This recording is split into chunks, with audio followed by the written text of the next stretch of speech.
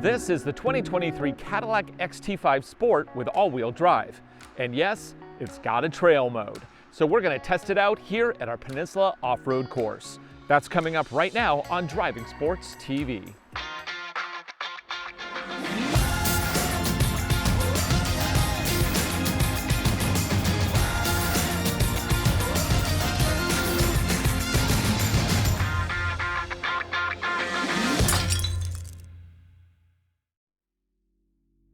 This is the 2023 Cadillac XT5 Sport with all-wheel drive.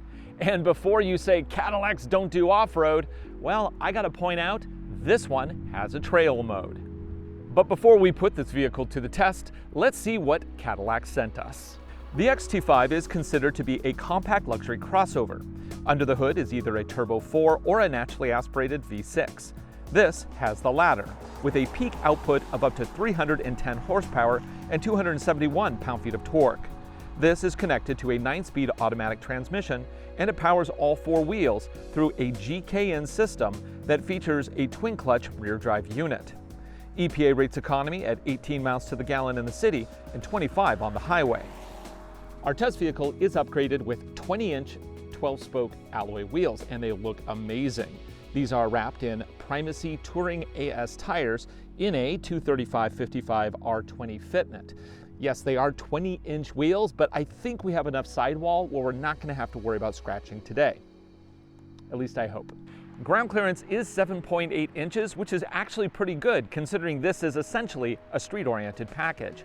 Also, I want to point out that on the sides of the vehicle is actually a lot of cladding, which should help prevent scratches and dings from the rocks. The XT5 starts at about $44,000, but this sport trim is loaded with features and a long list of options for a total price of $70,140 US as it sits here. Cargo space is a top selling point for the XT5. With the second row in place, you're looking at 30 cubic feet, which is really good. Fold the seats down for 63 cubic feet overall. Can you sleep in it? Actually, this is great. It's totally flat, very strong. Yeah, throw an air mattress in here, you'd be fine. Under the floor, we actually get a spare tire, which is kind of a not very common thing on luxury cars these days.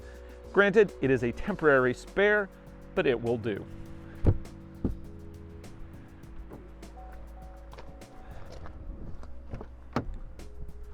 Let's check out this second row.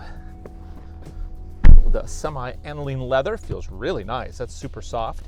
My headroom is horrid. Like, my head is pivoting on the ceiling. I need another inch here. That's pretty tough. I do get a cup holder integrated into the armrest, and then over here I have seat warmers on the outboard seats, as well as my own controls for the aircon.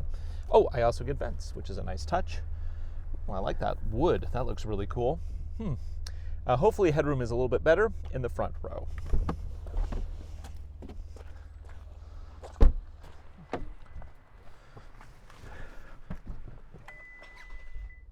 Here we are inside the Cadillac XT5, and yeah, it's a lot of brown, like so much brown. Even the steering wheel, which looks really dark, yeah, that's just another shade of brown. I do like the natural pour or the open pour inlaid wood. That looks really nice, I think, and the metal accents are nice. The brown continues on the seats, which, oh man, this semi-aniline leather does feel really nice. It's very comfortable, nice supported seats. I get lots of controls on the side, everything from lumbar to back and all that. No massage option or anything like that, and there's no option for my lower legs either. Again, usually in a $70,000 vehicle, you might see that. We're not seeing it here, even though this is the top-end sport trim.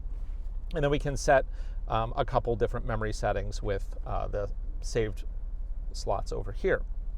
Now, there are a couple things here that kind of say this vehicle isn't quite up to speed with what the market is doing. And the first thing is this infotainment screen. It is tiny by modern standards. So right now I have Apple CarPlay up, and you can see, yeah, okay, it's your typical Apple CarPlay screen. That's fine and all. But if I go to, let's see, let's go back to Cadillac. Oh, I guess I have to hit that to go back to Cadillac. I mean, the interface, it just looks like every other GM product. If Cadillac wants to be a luxury brand, they need to have a more bespoke interface. Not the same thing that you would get on an Equinox, for example. Yeah, this isn't my favorite. It does work fairly well. We have lots of options here. We have climate controls that you can deal with up here. We also have some buttons down below here, although they are the kind of annoying haptic. It's not even haptic, that's just a clear membrane on top of a button. Yeah, I'm not really liking those buttons down there. But, you know, we can also use the screen up here for aircon. There's a mapping option here, so you can like use built-in maps. But in particular with maps, the screen just really looks tiny. And it looks even smaller yet when you go into reverse and you have this tiny, super tiny surround view, which of course is blacked out on the sides because we have a camera right there. But, you know, that is not very big at all. Maybe it's because I'm just getting used to these larger screens, but this just seems super tiny for a luxury car. Now, in a vehicle like the Ford Maverick, I'm totally fine with something this small because that's not a luxury car. And it's a fairly cheap vehicle, low cost vehicle, so it's hitting its segment. This, I just think it's a miss. Okay, well, let's push that aside. The transmission here is an automatic. We can control it with paddles up here. And then one last feature I want to talk about, we have the heads-up display, and you can toggle through a few different screens to make it, you know, meet your liking. One thing I would like on here that I haven't found yet, and I'm sure YouTube commenters are going to be like, "What are you talking about? It's right there," but no, I can't find it. Is an all-wheel drive status display. Can't find it anywhere. So I'm going to assume this doesn't actually have an all-wheel drive status display, which is kind of something that I like to see, especially when you have so many configuration options through the mode settings on this vehicle. For the gauge cluster, we have a digital screen flanked by 2 traditional dials. And I just have to also comment that typically in the upper cost segments of the luxury market, you usually get a full digital screen, which has customizations and a lot of cool data. This one, again, it just kind of looks like every other GM product.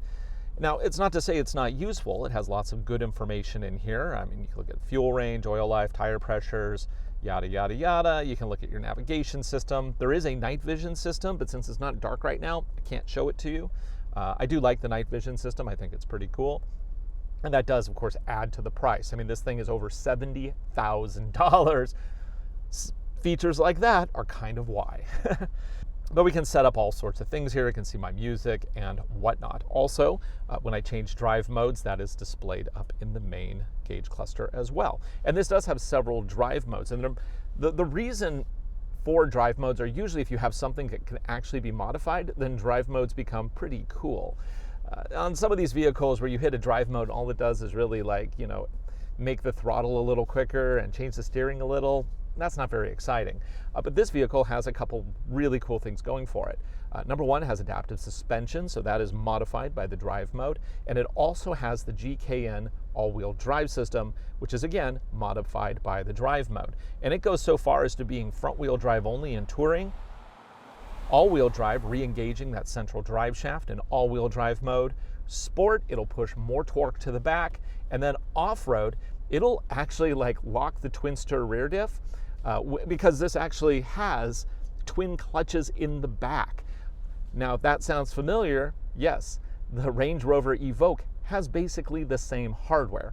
So that's pretty cool. Now, all manufacturers can modify their software, and they can also have different parameters as they order it from GKN. So does this work as well as a Range Rover in off-road conditions? We're actually going to try that out in just a little bit. But first, I think it's time that we hit the road, drive a little bit, feel how this vehicle feels, and then we're going to take it to our Peninsula Off-Road Course. Okay, off we go. Now, it has been raining constantly for the last several days. So our off-road course is gonna be a little slick, a little mucky, might be a little bit of a challenge, especially for these tires, because these tires are not, well, the tires are not exactly all-terrains. In fact, they are just all-season radials. And yeah, basically we're gonna be sliding everywhere. So that's really gonna stress the all-wheel drive system. Let's see, let's put this into touring mode. Get out of manual mode. Really, when it comes down to it, the best thing about this Cadillac is the all-wheel drive system. The GKN system is excellent. I've used it in a number of other vehicles, and it's very similar to the one in the Ford Maverick, of all things. It's also used in the Jeep Compass, and then it's also used in the Range Rover Evoque. GKN, they get around and they put their hardware in everything. But the good thing is that the GKN system is actually really good. Remember the Ford Focus RS, that really, really sweet all-wheel drive Focus? Yeah, that also used a GKN system. Of course, this is not identical to the one in the RS. This vehicle is about everyday comfort, luxury, and some basic capability to get you up to that log cabin on the weekends. So it's not really designed for like overlanding, or if you want to go on some big off-road adventure. Clearly the overhangs are not really designed for that. The 7.8 inches of ground clearance, not really made for that. But the all-wheel drive system is designed to get you out of sticky situations if you ever need it to. Right now I'm in two-wheel drive, which is front-wheel drive with this all-wheel drive configuration. You know, overall, I actually enjoy driving this vehicle in spite of the blob brown going on everywhere. It doesn't drive brown, it drives more like a red. It's actually really nice. It's got some nice pep thanks to that V6 engine. The all-wheel drive system shifts power around as I like it, and the steering wheel actually does a pretty good job of transmitting information to me behind the wheel. Yeah. Okay, let's go ahead and try a 0 to 60 right here. I'm going to put it into sport mode, stopping all the way. This is pretty flat. It's a little moist out, but we'll give it a shot. 3, 2, 1, go. Oh, it's a little slow off the line. 40, 50, and 60. You know, I expected it to be a little bit quicker, but I think that's okay. You know, nobody buys this because of the 0 to 60. You buy it because it says Cadillac on the front, right? Yeah. So we do have, of course, multiple drive modes here, everything from touring, which is the front wheel drive setting. That basically is best economy. It also softens up the suspension, makes for the most comfortable ride. Switch it again and that central drive shaft reconnects as I go into all-wheel drive mode, which gives me maximum grip, but in a comfort situation. So this is, if, say, example, there's a little bit of snow on the ground, or it's like today, really moist, and maybe a little slimy on the road, then that extra grip from all-wheel drive is a good thing. But it will kind of, you know, decrease economy just a little bit. And then there's sport mode. Now, sport mode firms up the suspension just a little bit, and it also pushes more power to the back. But beyond that, because this has the GKN Twinster setup, that is a twin clutch rear axle that'll push power to the outboard wheel to help rotate into corners. That's right, it creates a yaw movement as I put the throttle in through the corner, making for a much more exciting drive. Now, we've seen that on other vehicles that I really like, such as any of the Acuras with super handling all-wheel drive. That system does something very similar.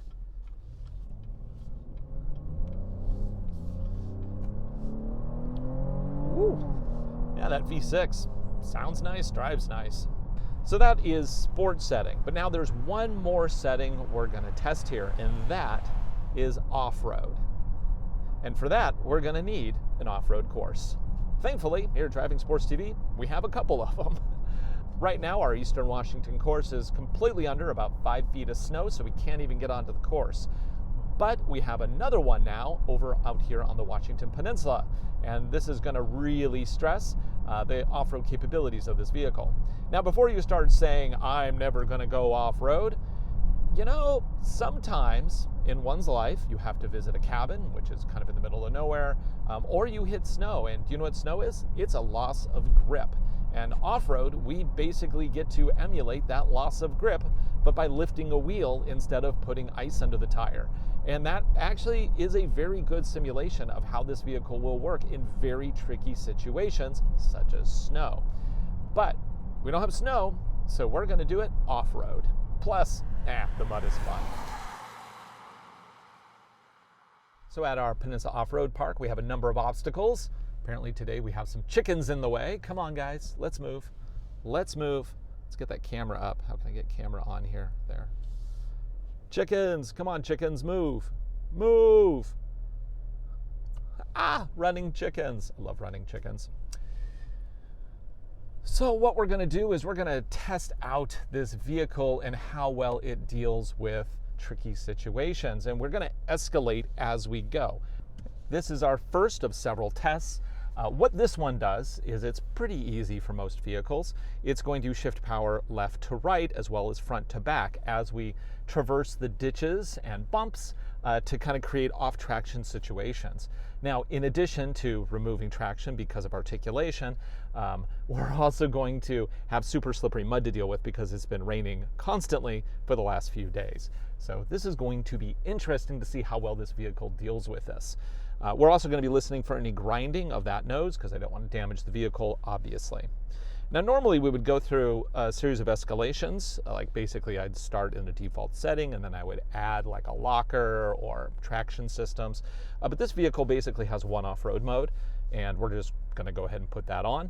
What that does is it sets up the GKN all-wheel drive system to shift power front to back from the get-go, and then it's really going to like try to keep those two rear wheels locked in sequence to be able to keep the vehicle moving forward regardless of whether or not one is slipping. So we're not going to bleed all the power out of a spinning wheel as it's trying frantically to get grip. Instead, it should be pushing both those wheels at the same time. So we're going to look for that in the exterior shots.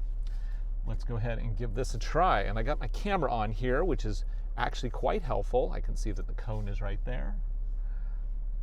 And I'm going to go into my first series of dips. We're going to see how traction gets shifted. Now, we're starting off here at a level surface, actually pointing down a little bit. So though the ditches are pretty big, we actually have a little bit of gravity working with us. Now, I'm going super slow just because I want to kind of listen and make sure that this vehicle is not going to have any issues. But it seems to do a totally great job.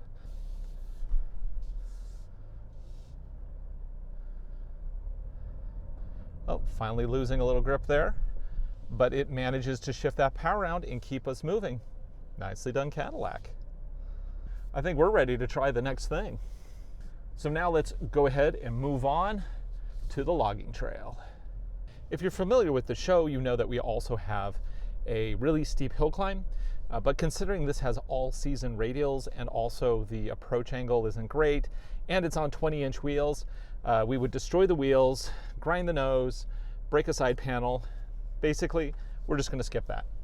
Instead, go straight to the logging road because that at least has a little traction and it's going to be a little bit more predictable. Of course, to get started, we got to get onto the course. And with 7.8 inches of ground clearance, I think we'll be okay with this part.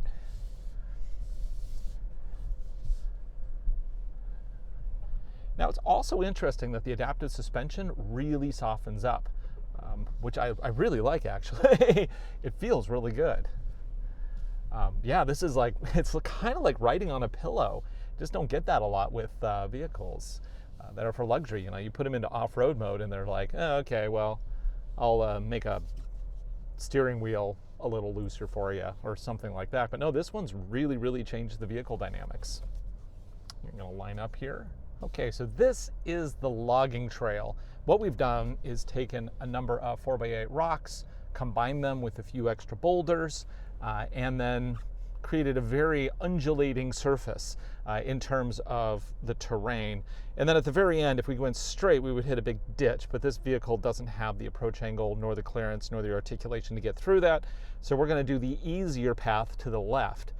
Now, the easier path to the left we've done successfully with Subaru Crosstrek Sport, and that one does very good. But that also has more ground clearance in this vehicle, and it also had slightly more aggressive tires because we were wearing Wild Peak trail tires on that one. This one, obviously, all seasons. So we have a lot to consider here. First, we have approach angle to consider. We have all-wheel drive system, which I think is pretty good and we should do fine with. But then these tires, and then also, lastly, I don't want to scratch the wheels. So let's see how well this does. So I'm in trail mode there. I have my trail cam on here, and sometimes just getting into the course is half the battle. So you can see really clearly on this camera, actually, there's a root there that is very slippery. And on the left, we have a wheel-eating rock. So I want to avoid that as well. I've added markers here so that I can kind of get a better visual as to what direction we're going and clearances. So that in case you're wondering what those posts are, they're to help me identify from the cabin here to make sure that I'm taking vehicles on correct tracks. Because we're testing here, we're not just seeing if we can get through it. Wow, we're just spinning a tire here. Let's go up a little bit more. Come on, you got this? Oh, there we go. Okay. Now this is a very narrow corridor between the two trees. I'm about 2 feet away from the tree on the right. Definitely have to make sure that I'm not going to hit anything. I can also see right here the big rock right in front of us. So I'm going to want to straddle that or put a tire on it. But unfortunately, I'm not really sure if we have enough angle to do that. So let's see. This vehicle is just a little too big to probably do that. So I'm actually going to, let's see, get my wheel up on the rock. It feels like that. Is that going to push power to the back to get us up? It's climbing. It's climbing. What? It climbed. That means that we have really good power shifting to the back because it can't get up there on front wheel drive alone. Now, in terms of clearance, I think we're pretty good on the front. The sides seem pretty good, and I do like that we have these plastic pieces on the side, so I'm not going to dent metal if I do happen to scratch something slightly. But I am going to want to cut to the left because there's no way I'm making that ditch. So, but I also need to make sure that I don't grind against this tree. So let's see how well that does. Get the wheel straight, and let's hear for any grinding as we go up and over. The throttle control is actually really good. I'm not feeling like I'm getting massive jolting. So that's pretty good. Let's see if we can turn here. I'm going to actually reverse a little. Do that tree right behind me, so let's not hit that if we can avoid it. Okay. And then we go back up here. Now I'm going to keep my foot on the brake and then also add throttle and then slowly release the brake to make sure I don't slide backwards at all. A little underbody grinding, but not too bad. Now at this point we're going to get that rear wheel, see if it can climb. And I'm just throttling it in. Oh, is it going to get, oh, come on, are you going to do it? Let's give it a second here. Let's kind of rewind just a little bit. I think we found the minimum ride height of 7.8 inches to get through this portion of the course because we were barely grinding the underside there. A little bit more power. Come on, more power. No, I'm going to have to rock it, I think. A little bit there. Rock it a little bit forward. So this is a combination of rocks in the way and then also mud in front of us. So the mud's not giving us any grip to climb out of this situation. We're basically reliant.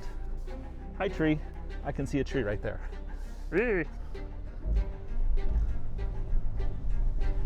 Come on, you gonna get this? Oh man, it's not getting it. I think we need a little bit more throttle. Oh, all-wheel drive off. What? What? My all-wheel drive failed? Went back to two-wheel drive. Okay, that sucks. It's now not re-engaging. I'm in front-wheel drive, and so basically I'm stuck here because there's no way I'm getting off of this position in front-wheel drive because I'm just clawing at mud. Oh, now all-wheel drive has come back in. So clearly there are some temperature issues with the way that this system has its system mapped. It allows you to it basically shuts off your all-wheel drive if it feels like it's getting too hot, and that got too hot pretty quickly actually. Let's back up a little bit. Let's try to gun it out of here while we still have all-wheel drive. Now we're not getting that. Worst case scenario, I break out the max tracks. That is if I can even get out of here. I can't get out.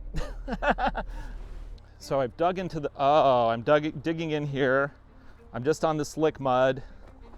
The rocks aren't providing enough traction. Well, there's my issue, right? Mud, mud, mud. There's traction back here, but even this is slippery rocks. This cannot get up the climb. So you can see the issue right here is that we actually are rubbing a little bit, It's not actually adding any pressure, it's just slightly rubbing, but it's not gonna let us go any further. So I think actually at this point, the best option is to back out and not attempt this, because I'm not getting up this, not at this situation. We're gonna grind a little bit here, I know that. So I'm basically just trying to go out the same way I came in. And I'm gonna avoid that grinding by adding some more rocks under my wheels, actually. So at this point, I'm gonna roll forward. So I wanna make sure that my nose doesn't dig in by building an elevated ramp of a couple inches in the front so that my underbody doesn't drag.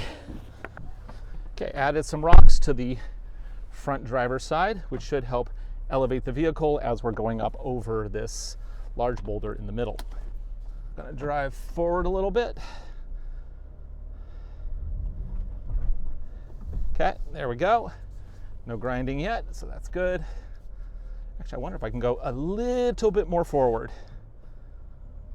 Camera again. Let's get our wheels straight. Pulling, okay, there we go. Don't want to lurch, that's how you break things. Go back a little bit.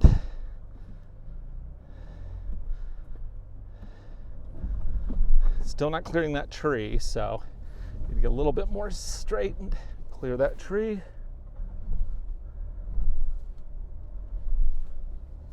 Okay, and we are free and clear. Not only did we get stuck with the Cadillac XT5, we were able to get unstuck.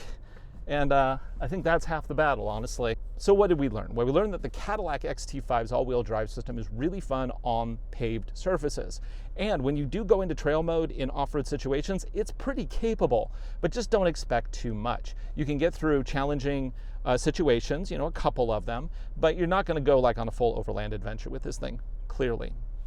If they do, you can kind of get through some of it, but once things get really difficult, the approach angle, the clearance, and even the all-wheel drive system's capability to keep going under duress is just not going to get the Cadillac through.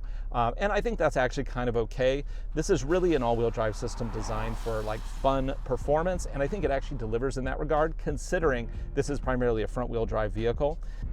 But I think you could look at other brands that I think do this price category a little bit better, such as BMW and Genesis. So overall, that was fun. We didn't get through the course, but it really gave it a good try. For Driving Sports TV, I'm Ryan Douth, and thanks for watching. Be sure to like, subscribe, share our videos. We make them for you, and I hope you enjoy.